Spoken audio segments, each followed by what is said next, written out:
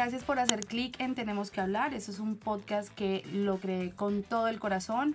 Me gusta hablar de temas de los que nadie se atreve a hablar en voz alta o con cualquier persona, o que cuando lo hablan bajito. Yo lo hablo abiertamente, invito a gente que también se atreva a tener conversaciones de este tipo. Y esta semana conversé con Jean-Pierre, de Run Run Político. Me encantó tanto que nos extendimos y este episodio se los voy a entregar en 2 partes. Quédense tuneados y nos vemos pronto porque tenemos que hablar.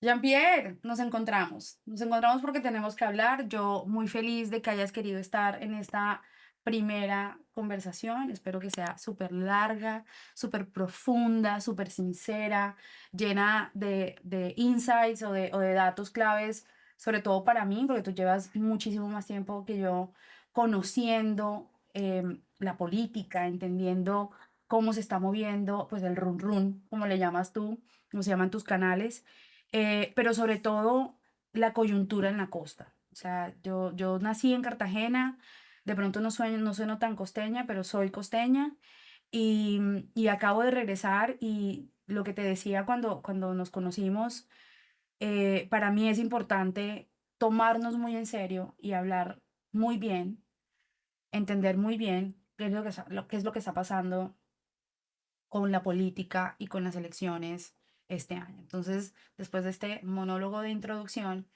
muchas gracias y bienvenido a Tenemos que hablar.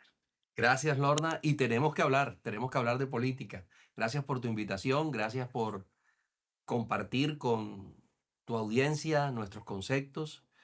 Y eres una costeña que trabaja en el servicio secreto de los costeños.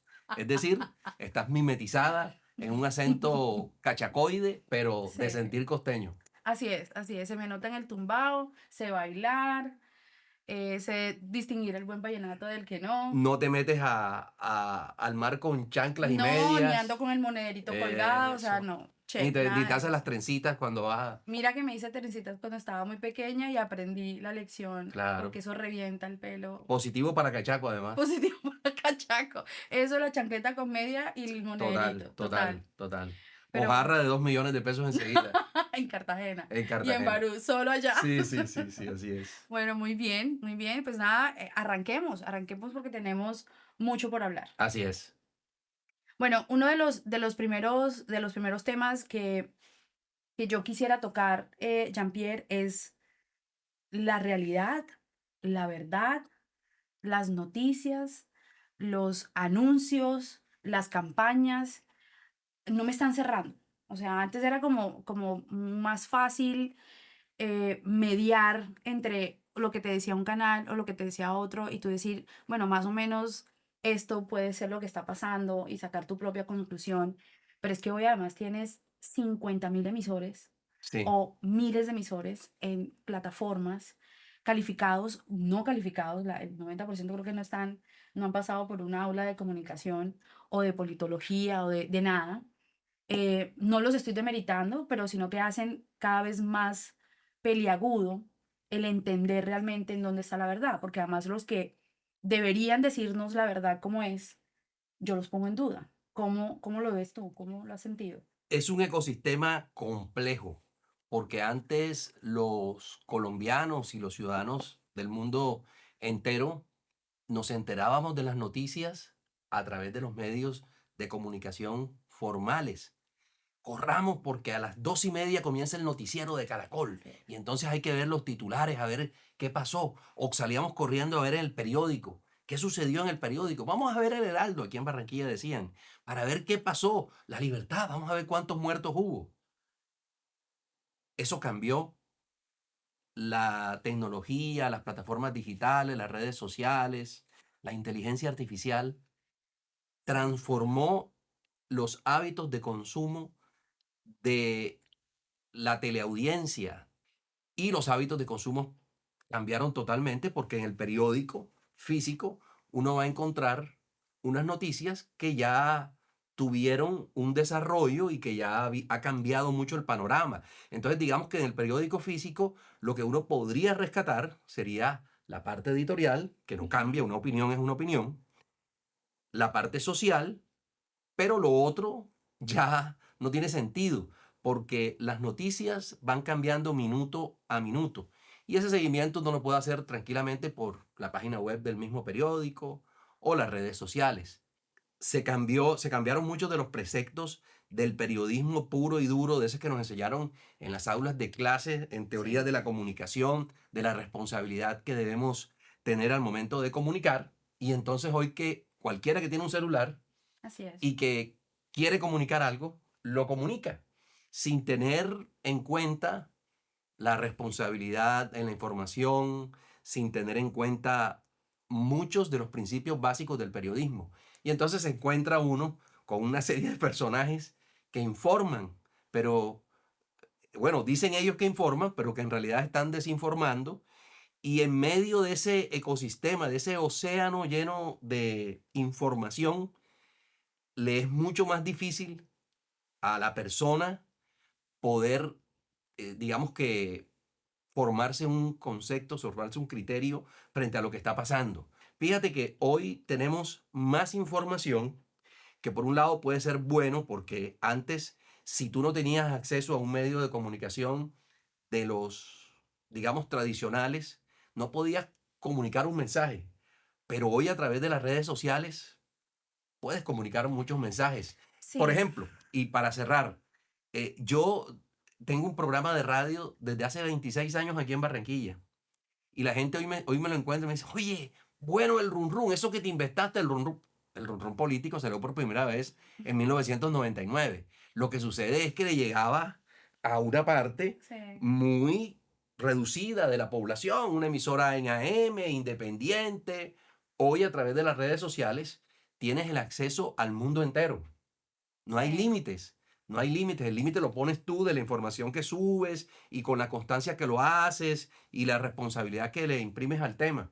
Entonces, fíjate que hoy vivimos en un mundo globalizado. Marshall McLuhan decía en la teoría de la comunicación que iba a ser una aldea global. En eso vivimos, en Ujú, una aldea ujú. global donde lo que pasa hoy en el otro lado del mundo lo sabemos aquí en cuestión de segundos y Segundos. adicionalmente con video, con audio y con todas las fotografías, todas las imágenes que uno quiera tener. Tú ahorita mencionabas un océano, yo eso le llamo más como un mar picado. Hay demasiado, tal cual, estoy de acuerdo contigo, pero hay demasiado de qué. No hay una mediación de nada. En cualquier momento yo puedo tomar mi celular y decir desde donde estoy parada lo que alcanzo a ver, pero hay Sí. una gran perspectiva. No sé de dónde viene, no sé por qué ocurrió y además no doy, Contexto, no le claro, no falta doy contexto. contexto y tampoco le doy doble clic, tampoco sigo más adelante, Sí, tampoco voy contribuyendo al relato. Esa línea editorial se pierde por completo. Y mi pregunta también es como para detonar un reto, como retar a los que tienen esa audiencia, ¿sabes? Que tienen esa capacidad, que tienen ese canal y que parados desde donde están, saben que están influenciando, pero no les importa las consecuencias de hacia dónde están influenciando. Y eso es algo que a uno sí le enseñan. Cuando uno pasa por la carrera, cuando uno sí. estudia, cuando uno se prepara, a uno le dicen no es solamente saber hablar, no es solamente crear el mensaje, cuidar el mensaje, validar las fuentes, investigar para poder entregar un mejor producto, sino también cuál es el propósito de esa comunicación. No solamente informar, porque Sí, informar no es decir se está quemando una casa. Eso es decir, eso es señalar que algo está ocurriendo. Informar es por qué se quemó. ¿Sí me entiendes? El qué, el cómo, cuándo y quién. tal cual. Todas esas preguntas no siempre te las resuelven. Sí, accedes a un video, pero el video es, de nuevo, son mis ojos, son mi mirada, está completamente mediado desde una postura que no viene curada, que no viene con un propósito claro. O si viene un propósito claro, no lo estamos revelando tampoco a la Sí, audiencia, ¿no? Es como, acá tengo este plano completo, pero yo de todo lo que estoy viendo decido mostrarte solamente esto. Y ahí, y ya lo quiero traer al clima en el que estamos ahorita, estamos a nada de volver a elegir un presidente y eso es lo que yo veo en las redes y me está inquietando. Esa es una de las razones por las cuales estoy aquí y te invité a ti a estar aquí conmigo, porque yo siento que estamos contra el reloj y casi que contra la pared y yo sigo sin encontrar la verdad.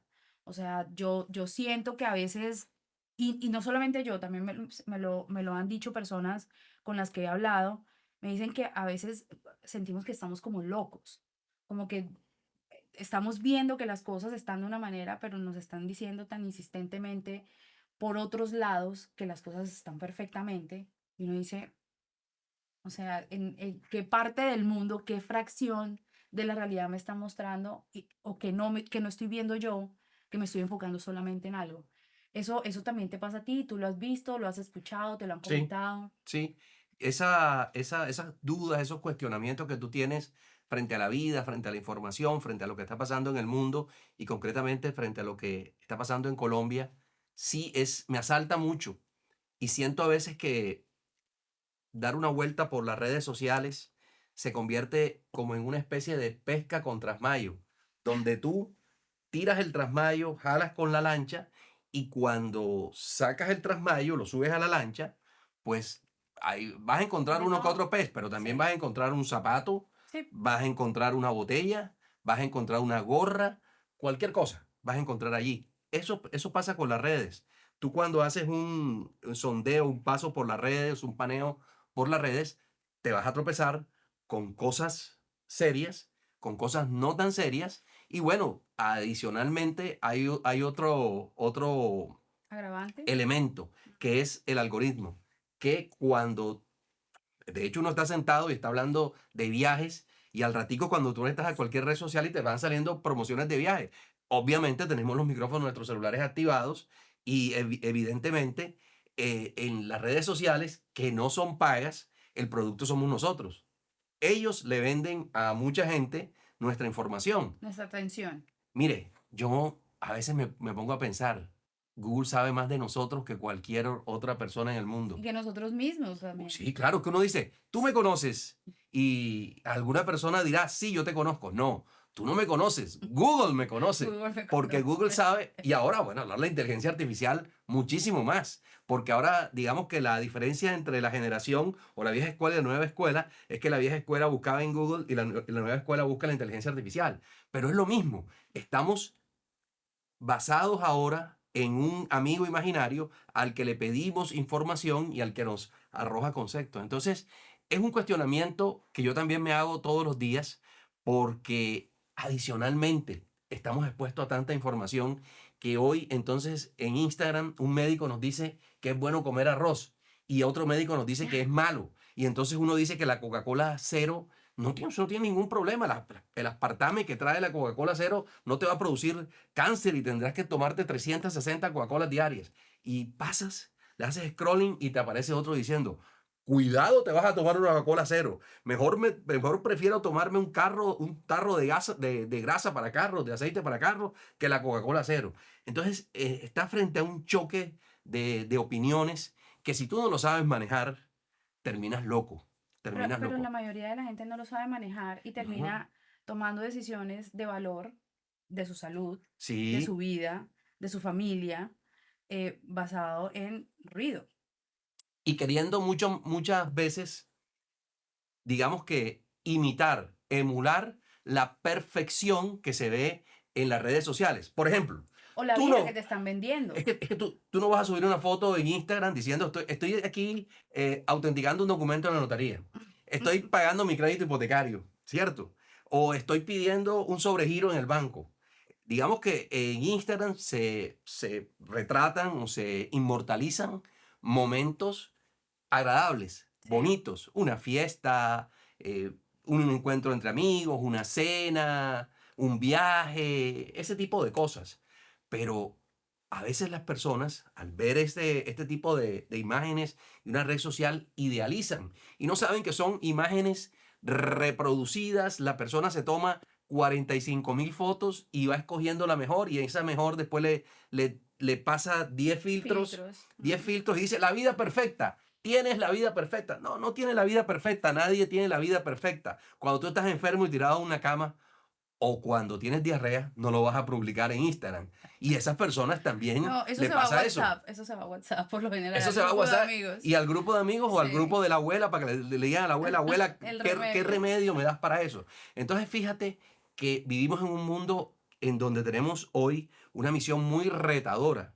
Es saber que cada quien cuando informa tiene algún interés Y cada potencia, cada país tiene un interés. Y en este mundo, a veces esas grandes potencias o los dirigentes políticos en particular no tienen ni odios ni amores, tienen intereses y juegan el poder juega a eso, a consolidar sus intereses. ¿Y cómo lo presentan ellos? ¿Cómo lo matizan? ¿Cómo lo edulcuran?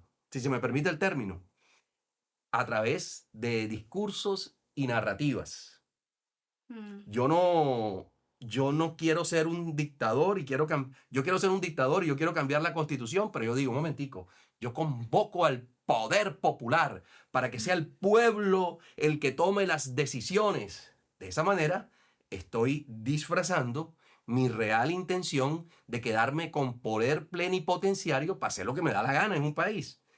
Ha pasado en muchos países de América Latina, todavía pasa en algunos y definitivamente lo que hay que saber es aprender a identificar ese tipo de realidades que se esconden detrás de ciertos discursos muy bonitos, muy ventejulieros y que son efectivos al momento de llegarle a la gente. Yo ahí te diría, realmente son bonitos esos discursos porque ha pasado, está pasando en Latinoamérica, pero también está pasando en Colombia. O sea, eso es una narrativa bastante usada en estas elecciones, sobre Sí, todo. En las anteriores habían como matices, pero en esta yo la siento mucho más directa y mucho más puntual y el uso de ciertas palabras me alertan. Entonces, cuando tú utilizas dentro de ese contexto de oratoria y de movilización y de conexión y dices que estás representando a un pueblo, pero realmente no, no hay un pueblo detrás, ¿no? Hace parte de un discurso y usas palabras como muerte, como sangre, en respuesta a un final o a un resultado adverso al que tú quieres. Entonces, a mí eso ya no me suena bonito, a mí eso ya me suena a irresponsable, a mí eso me suena como a una instigación, me suena a alguien que quiere que sintamos miedo o alguien que quiere que sintamos furia. sí. Y eso yo no lo veo en un dirigente en una democracia. Y ahí en esos bemoles, cuando además tú ves que la forma en la que la gente empieza a comunicarse alrededor de ese discurso o en respuesta a un discurso diferente, es violencia. Es violencia, es una violencia narrativa que está a no sé cuántos días, horas, pasos, segundos o centímetros de volverse una violencia física, si no es que ya la podemos ver, porque mira, el 1 de mayo, yo vi unas imágenes en la Plaza de Bolívar que decía como o ganamos o hay ríos de sangre. Y bueno, y es Eso es que, como, y es que, ¿qué es está que, es que pasando? ya ha habido violencia física. Todos debemos recordar que asesinaron a un candidato Así es. presidencial. Todos debemos recordar que hace unos días asesinaron a una concejal en Obando. Todos debemos recordar que hay zonas del país donde no se puede ejercer libremente el ejercicio democrático, Sí. porque hay grupos armados que tienen un control territorial y que no permiten que en ese territorio haya un desarrollo normal de la actividad proselitista, sino que ellos son los que deciden por qué candidato va a votar las personas. Entonces, aquí hemos escalado, digamos que todos esos factores de violencia que exacerban los espíritus a un nivel bien, pero bien preocupante. Claro, y eso es algo que si tú lo comparas con la forma en la que lo colombiano se solía expresar en política. Yo sí en algún momento trabajé en un lugar que le decía a la gente, no, para evitar polémicas y evitar odios y cosas, usted no hable ni de sexo, ni de fútbol, ni de política.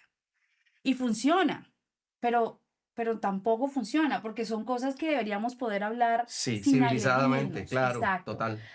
Yo no entiendo, bueno, de pronto es porque no me pasa a mí, porque hasta ahora es que estoy hablando de política, no sé por qué me tomó tanto tiempo, estaba ocupada trabajando. No sé en qué momento se volvió una batalla, en qué momento se volvió un tema de seguridad, porque además cualquier persona en potencia está demasiado vulnerable a que alguien a quien no le guste lo que estás diciendo te diga, te amenace, pues, Sí. te diga cosas que de verdad no debería pasar. O sea, todos tenemos libre expresión, todos tenemos derecho a una opinión, pero además todos tenemos realidades diferentes. Y cuando tienes una cabeza o cuando tienes personas con una audiencia o con un poder movilizador importante, que lo que hacen es que se paran ahí y ratifican que ese es el medio, que esa es la forma, que ese es el rasero en el que la comunicación se mueve, es inquietante, porque si eso es lo que te están diciendo, si eso es lo que se atreven a decir en micrófonos o en cámaras, no, ¿qué pasa cuando nadie los está oyendo? ¿De qué están hablando y de qué forma están hablando y de quién están Yo pienso hablando? que el tema de Colombia, la polarización que se ha cimentado con el paso del tiempo, radica en que los discursos de los políticos, la narrativa de los políticos de izquierda y de derecha, está en hacer política en contra de, pero no en contra de ideas, no en contra de preceptos, sino en contra de personas. Así Entonces es. usted ve que la derecha ha venido instalando unas narrativas, como por ejemplo, aquí se da un caso increíble a nivel de matemáticas, 6.402 es una cifra de personas fallecidas en esa execrable tendencia de los falsos positivos Mm, o ejecuciones extrajudiciales, como se le conoce de manera técnica, que por supuesto hay que rechazarlos. de Así acuerdo, sea uno, ya es de acuerdo. demasiado. Pero al mismo tiempo conocimos la cifra de más de 18.000 menores de edad, no mayores de edad, estamos hablando de menores de edad instrumentalizados en la guerra, secuestrados, violados, Mm. asesinados, torturados. Pero entonces digo que es un problema matemático porque aquí 6.402 son más que 18.000. Pero es la instalación del discurso. Y también en el discurso hemos escuchado la oligarquía, la extrema derecha. Hemos escuchado últimamente al presidente Petro, por ejemplo, hablar de la Junta del Narcotráfico. Y entonces uno dice, pero ¿qué es la Junta del Narcotráfico? ¿A qué se refiere el presidente Petro cuando habla de la Junta del Narcotráfico? Uno se imagina una mesa grande donde está Pablo Escobar y un grupo de traquetos Decidiendo de sí, ¿qué es la Junta? estrategias. Él se inventa una serie de personajes o de círculos pero que él no los define y entonces no define ni, sabe, ni dice cuáles son sus integrantes.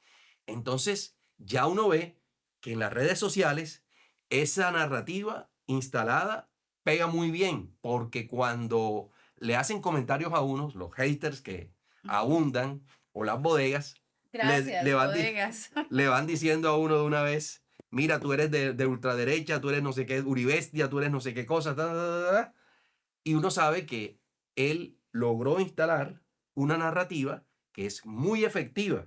Y ahora yo no estoy salvando a la derecha de esto. La No, derecha de pues acuerdo. también durante años también utilizó muchos de estas estrategias. Y hoy tenemos un país en donde en una mesa la familia, en vez de hablar de los temas que la unen, muchas veces tocan son los temas que precisamente la dividen, que la alejan. Entonces, unos son de un lado, otros son del otro lado, y comienzan incluso problemas a nivel familiares. Yo en el 2022 conocí muchos casos donde media familia se dejó hablar con la otra media. O se salían de los grupos de WhatsApp porque tú votaste por fulanito y yo voté por esto. Entonces, fíjate cómo la discusión política ya pasa de lo meramente electoral Sí, a un tema familiar, en donde hay, personal, sí, sí. donde hay alejamientos. Ahora bien, tú decías ahorita que durante años tú no te habías interesado por el tema político. La política tiene dos caminos. O participas o la padeces. Sí, La política tiene dos caminos. El día de las elecciones, usted va a votar o deja más bien en poder de otras personas que usted no tiene ni idea quiénes son, que tomen la decisión por usted. La decisión que usted no tomó, alguien la va a tomar. Y ruéguele a Dios que la decisión que tomen esas personas que sí decidieron ir a votar sea buena. Porque si no es buena, las consecuencias no solamente van a ser para el que votó mal, sino para usted que no salió a votar y no cumplió con su deber de votar. así Entonces es. creo yo que en política hay que participar y hay que estimular. Yo Todavía tengo 2 hijas menores de edad, ya mi hijo mayor, pues ya vota, y no hay debate electoral al que no los lleve, que no las lleve, Claro, que ellas vayan al claro. cubículo, vayan conmigo y se enteren la responsabilidad ciudadana de participar y de tomar decisiones, que ellas entren y que se den cuenta por quién estoy marcando yo, les explico por quién voto, porque es importante, la juventud no puede ser indiferente frente a estos procesos.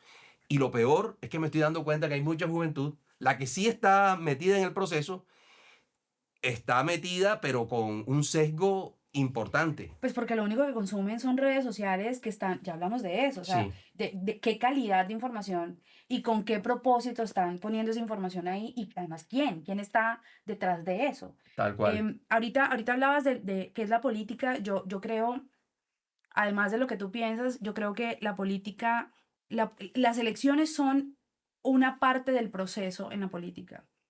Y a mí me gusta ver las elecciones, pues yo casi toda mi vida he trabajado en el sector privado, entonces para mí es un empleo.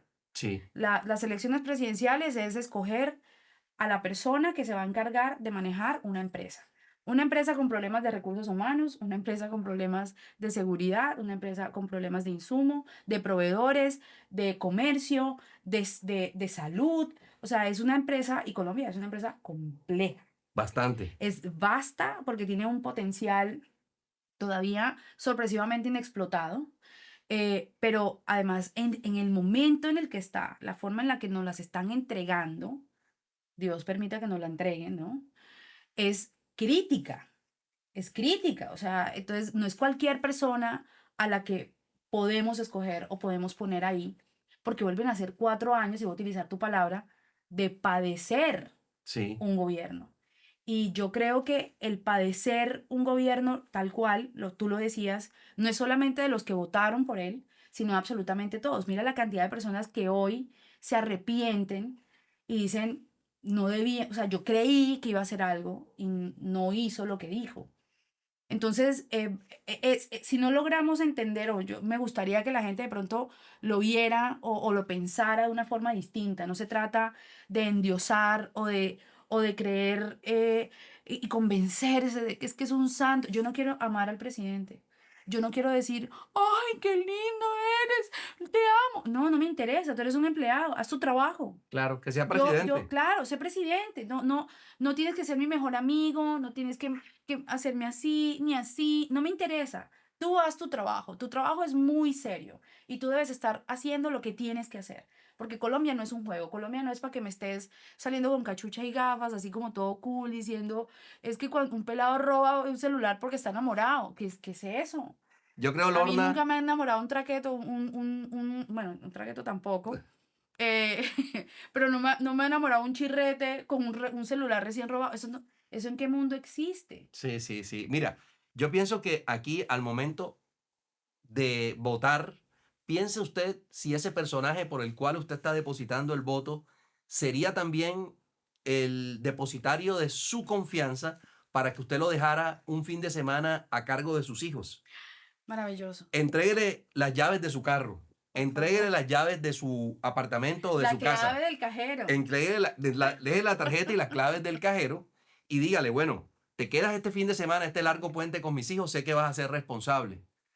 ¿Usted le dejaría su casa, su carro, su cuenta de ahorros, las llaves y lo más importante, porque lo otro son objetos materiales, el cuidado de sus hijos a cualquiera? Cierto que no, yo tampoco. Entonces, al momento de elegir, uno tiene que ser muy responsable y dejar de lado las emociones. Esto no es un concurso de belleza. Esto no es un concurso de mi simpatía. Esto no es un reality show. Esto es el manejo de un país. Y vemos como, por ejemplo, y bueno, me van a decir ustedes, eso es un lugar común, Colombia no es Venezuela. Venezuela también decía, Venezuela no es Cuba. Hace 27 años Mm, decían, Venezuela no es Cuba, esto es un país próspero. Hasta el país más próspero de la región terminó con una diáspora que casi llega al 10% del total de su población. Es decir, Venezuela tiene 32 millones de habitantes y 8 están afuera. Y no salieron exactamente porque en el país le estaba yendo bien. Salieron por la situación tan caótica que vivía el país a partir de un régimen que llegó también vestido de democracia, Y de pueblo.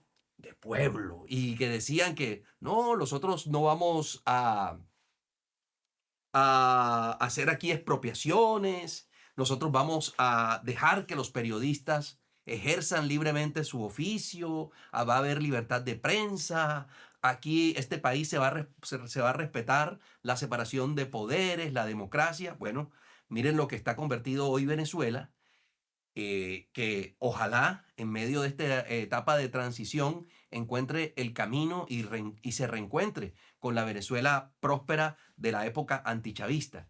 Pero estas elecciones, lo que sí te quiero decir, Lorna, y quiero compartir con toda tu audiencia, es que no son cualquier elección. Esto no es un trámite de notaría. No. Esto no es una autenticación. No. Estas elecciones son las más importantes de los últimos 100 años en Colombia. Estas elecciones definirán si vamos a seguir con el mismo modelo económico del país, con democracia y con separación de poder, o si de pronto pueden ser las últimas elecciones en mucho tiempo, porque ellos llegan con el discurso de el pueblo, de empoderar al pueblo, pero todos sabemos cuál es el final. El final lo tenemos calcado. La pócima sigue siendo la misma que tratan de llevar país tras país.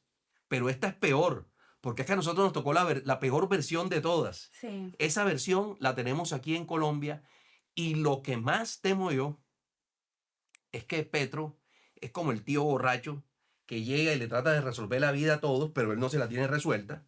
Y Petro es así, pero Cepeda es un tipo ordenado, Ajá. pero Cepeda no tiene vicios, pero Cepeda no tiene aficiones deportivas, pero Cepeda no le gusta la música, por lo menos es un tipo insensible, ¿no? Nadie conoce sus gustos, nadie conoce su familia siquiera. Nadie conoce sus propuestas. No, no.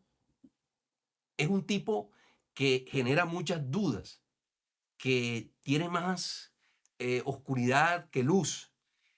Y le dejaría a usted entonces las llaves de su carro, las llaves de su casa, la clave de la tarjeta y sus hijos en cuidado de Cepeda durante no un fin de semana, sino 4 años. O quién sabe cuántos si logran lo de la constituyente. Qué insistencia con la constituyente. Sí, Lorna, esto es tan sencillo como Colombia es un país que en 1991 escribió una constitución nueva, una constitución que es garantista, una constitución que creó la Fiscalía General de la Nación, que creó la Defensoría del Pueblo, que regresó la figura de la vicepresidencia de la República, que convirtió las comisarías y eran comisarías e intendencias, eran departamentos, comisarías e intendencias. A todos les dio el estatus de departamentos, que trajo consigo instituciones como la Defensoría del Pueblo, que trajo consigo importantes mecanismos, herramientas judiciales como la acción de tutela.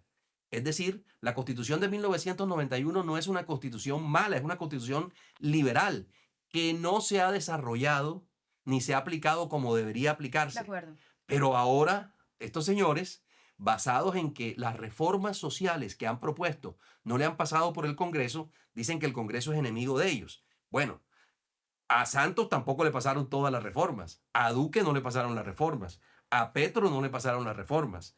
A Petro, a Uribe, a todos los que han pasado, no todo lo que presentan Proponen, en el claro. Congreso pasa. Y eso se llama no bloqueo institucional, como ellos lo han tratado de La presentar. narrativa que pasa. Eso se llama separación de poderes. Hay tres poderes y el presidente de la República, a pesar de ser jefe de Estado, solamente es el que manda en un poder, que es el poder ejecutivo. Él no manda en las altas cortes, en el Poder Judicial, y tampoco manda en el Congreso de la República. Y esa separación de poderes es la que oxigena cualquier democracia. Pero entonces ellos dicen, bueno, aquí lo que tenemos que hacer, como no nos pasan aquí, como no nos pasan allá, es El decretazo. Vamos a barrer con todo esto, creamos una asamblea constituyente, aquí podemos quitar el articulito ese de la reelección para que haya reelección indefinida, estas cortes las dejamos para que vayan allá a hacerse las uñas nada más y a mirar para el techo, porque no van a tener absolutamente nada, cerramos el Congreso y los próximos congresistas que elijamos van a ser unos congresistas como la Asamblea Nacional de Venezuela, donde todos son como unos perritos de taxi que a todos le dicen que sí y ya listo, ese es el Como, panorama digamos que ideal para ellos. sí, tú ahorita hablabas de Venezuela. Yo estuve hablando con alguien que me decía, eh, mm, los venezolanos y los cubanos que han vivido el impacto del socialismo y de una dictadura de izquierda a la fuerza, todos odian el socialismo. Es como el testimonio. Incluso los que hoy están recibiendo subsidios, que todavía se quedaron Sí, porque no pudieron salir, o los que tienen que regresar porque finalmente su familia no pudo salir, dicen lo mismo. O sea, la detestan. Los únicos que hablan bien del socialismo son los que la leen en un libro, pero no han puesto en práctica nada. y los que viven en otros países, Y los que viven, ajá, donde no se padece. claro, pues es Hay muy socialistas de chévere. trato 6. Por supuesto, en Viena, hay un Sí, montón seguramente, o sea, es maravilloso, pero están en Viena. así es. Y lo haces y hablas del socialismo y hablas de la justicia y del pueblo con un salario y en un mundo capitalista. Entonces, como que hay una Sí, disonancia, una contradicción una profunda. contradicción, de acuerdo, es profundo. Así es. Y eso me llamaba mucho la atención porque cuando tú promueves una idea, que además no has testeado tú, pero te enamoras tanto de la idea, te enamoras de la idea tanto que te enamoras de ti Sí, promoviendo la idea.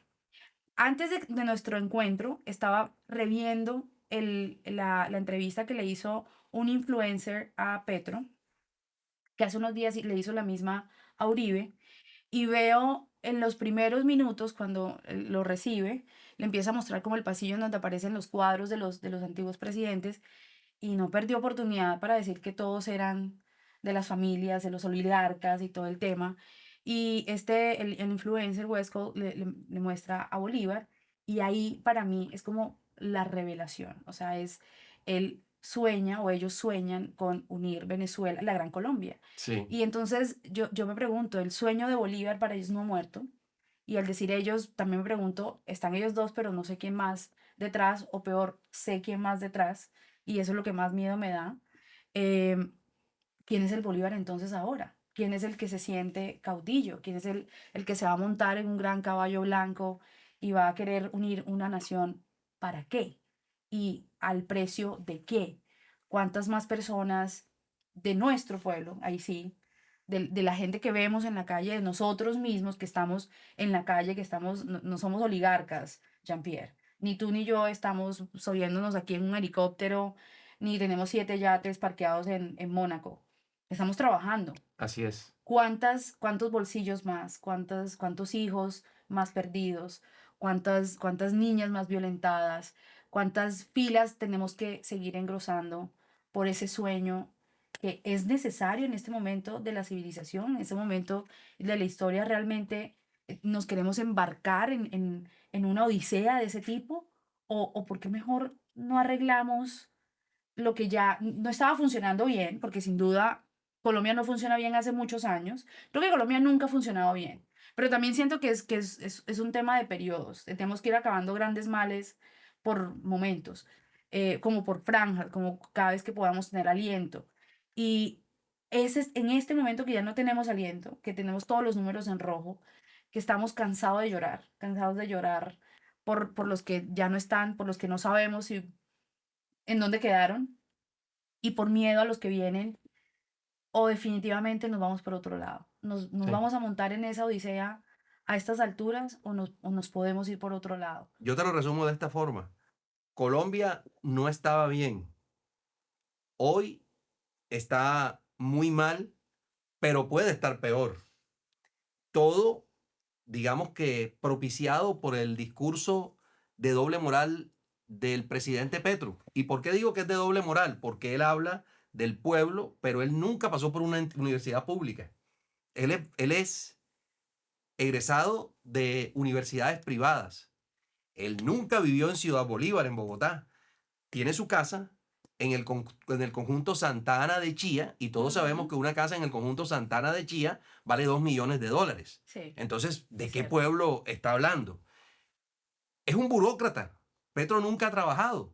Petro se ha dedicado toda la vida a vivir del Estado y de los impuestos que nosotros pagamos. Petro no conoce lo que es pagar, lo que es tanquear una camioneta, porque se la ha dado el Estado todo el tiempo.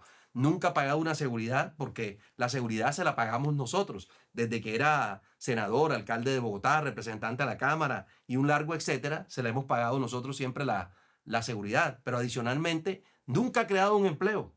No sabe lo que es pagar una nómina. Pero Petro ha instalado un discurso que, a sabiendas que es errado, en su mensaje es efectivista. Hoy no hay día en que Petro no imponga la agenda nacional, por lo que diga, por lo que haga o por lo que deje de decir. Súper hábil. Es el combustible de Petro la polémica, el salir a retar, el en cada discurso señalar culpables, porque siempre los culpables son otros. Las altas cortes, el Congreso, los gremios de la producción, los banqueros, todo el mundo tiene la culpa de todo, pero él no reconoce absolutamente nada de responsabilidad frente a los temas del Estado. A tal punto que Petro es un fenómeno tan extraño, que es el gobierno, pero actúa como si fuera la oposición. Es decir, uno dice, le faltan 3 meses para salir del gobierno y todavía está recordando cosas del presidente Duque, echándole las culpas a Duque. Entonces uno dice, pero ven acá, pero si él no tuvo, durante todo este tiempo, ha tenido 45 meses para tratar de enderezar el barco. Pero ante su incapacidad de enderezar el barco, pues él dice, no, es que la culpa la tiene Duque, porque Duque fue el que tomó estas decisiones, y esta junta directiva del Banco de la República es uribista y estos son uribistas, y va señalando y le va repartiendo etiquetas a todo el mundo, haciendo una figura o construyendo una figura que es gobierno, que es en este momento el jefe del Estado, pero parece el jefe de la oposición.